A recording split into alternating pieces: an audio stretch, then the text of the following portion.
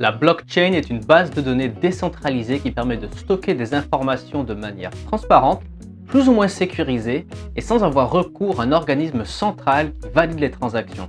Est-ce que cette phrase vous semble un peu confuse? N'ayez pas peur parce que je vais tout vous expliquer de manière très simple dans cette vidéo. Historiquement, les bases de données sont centralisées, c'est-à-dire qu'un seul serveur contrôle tout ce qui se passe sur ce réseau. Il peut autoriser, censurer, modifier ou supprimer des transactions. Il peut manipuler la base de données à sa guise, c'est-à-dire en ajoutant, modifiant ou supprimant des informations. La blockchain propose un changement radical de paradigme. On supprime le serveur central et on décentralise complètement la gestion du réseau. Concrètement, cela veut dire qu'on va distribuer le pouvoir de validation des transactions à l'ensemble des participants qui souhaitent participer au réseau.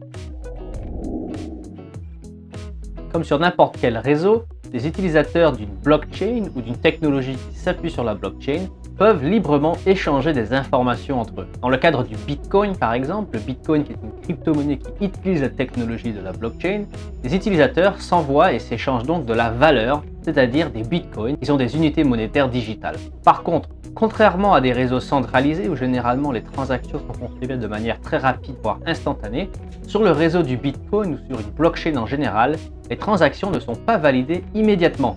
Plutôt, elles restent en attente le temps qu'elles soient validées par l'ensemble des participants du réseau. Alors c'est là que les fameux participants, qu'on appelle aussi des validateurs ou des nœuds, entrent en jeu. Le terme technique sur une blockchain, ce sont des nœuds, mais pour la facilité de compréhension dans cette vidéo, on va parler de validateurs. Les validateurs sont en réalité des serveurs indépendants qui opèrent donc indépendamment les uns des autres, mais qui possèdent chacun une copie intégrale de la blockchain, donc du registre de toutes les transactions qui ont eu lieu sur ce réseau. Ils stockent chacun une copie de la blockchain sur leur propre ordinateur, sur leur propre serveur. Leur rôle consiste donc à vérifier l'authenticité et l'exactitude des informations qui sont partagées sur ce réseau. Ils s'assurent que ces informations sont cohérentes et conformes aux informations qui ont été précédemment enregistrées sur le registre des transactions sur la blockchain. Dans le cas d'une transaction financière comme le Bitcoin par exemple, lorsqu'ils reçoivent des transactions en attente de confirmation, ils vont regarder par exemple que l'adresse de l'expéditeur existe bel et bien, que cette adresse détient bien les bitcoins qu'elle souhaite envoyer à quelqu'un d'autre, que cette adresse n'essaye pas d'envoyer deux fois la même quantité de bitcoin à plusieurs adresses différentes, et que la quantité de monnaie qu'ils souhaitent envoyer ne dépasse pas par exemple la quantité totale de bitcoins qui sont en circulation. Si toutes les informations sont jugées exactes et conformes, eh bien le validateur va valider cette transaction. Une fois que tous les validateurs ont validé les transactions qui sont en attente de validation, eh bien le bloc va être dit confirmé. Il va recevoir un numéro d'identification unique sous forme cryptographique qu'on appelle un hash et il va également être horodaté, c'est-à-dire qu'on va avoir l'heure et la minute ou dans le cas du Bitcoin le nombre de secondes depuis le premier bloc et ça va être imprimé dans le bloc pour qu'on sache exactement quand il a été validé. Et une fois que ce bloc est approuvé et validé, il est dit confirmé et rajouté à la chaîne des blocs préexistants. C'est pourquoi on parle de blockchain, une chaîne de blocs qui se suit de manière chronologique et qui retrace toutes les transactions qui ont lieu sur ce réseau. Au final, cela crée une chaîne donc chronologique, ininterrompue et inaltérable d'informations.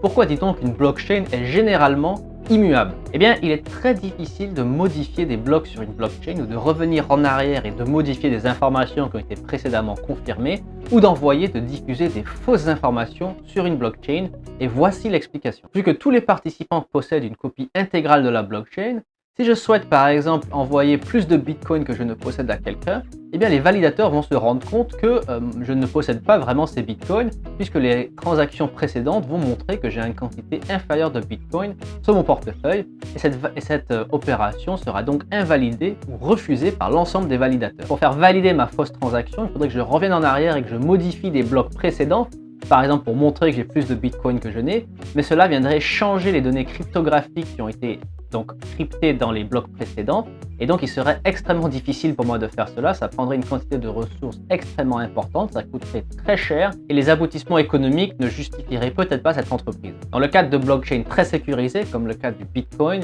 il est quasiment impossible de falsifier des transactions.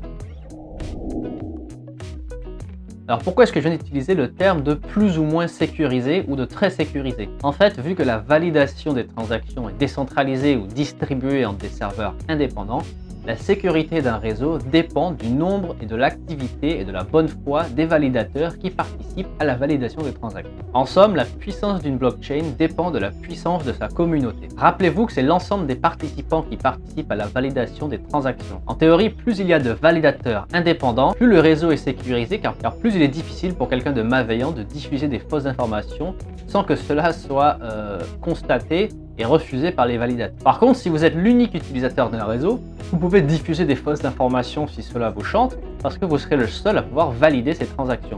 Mais au contraire, s'il y a 1000 validateurs indépendants sur le réseau, vous allez avoir du mal à faire approuver vos fausses transactions par les autres participants. Le seul moyen vraiment de falsifier des transactions, c'est de prendre le contrôle majoritaire du réseau et ensuite de valider vous-même les fausses transactions. Et sachez qu'au bout d'un moment, les autres personnes vont s'en rendre compte. Il y a un moyen pour eux de détourner la blockchain pour reprendre le contrôle. On dit souvent qu'une blockchain est transparente car elle est publique et accessible à tous, c'est-à-dire n'importe qui peut consulter le registre des transactions de la première à la toute dernière transaction et on peut même voir les transactions qui sont en attente de validation. Par exemple, la blockchain Bitcoin est entièrement publique, ce qui signifie que n'importe qui peut aller sur le site de la blockchain Bitcoin et consulter toutes les transactions qui ont lieu. Il existe aussi des blockchains privées qui sont dites permissionnées, mais les puristes vous diront qu'il ne s'agit pas de vraies blockchains. Donc, pour faire simple, dites-vous qu'une vraie blockchain est celle où le registre des transactions est entièrement public. Alors, pour résumer, une blockchain est une technologie qui permet de stocker des informations de manière transparente, chronologique, plus ou moins sécurisée, sans avoir recours à un organisme central qui valide les transactions. J'espère que cette explication a été claire. Abonnez-vous à ma chaîne pour recevoir des prochaines vidéos qui vous expliqueront la technologie de la blockchain et le monde fascinant des crypto-monnaies.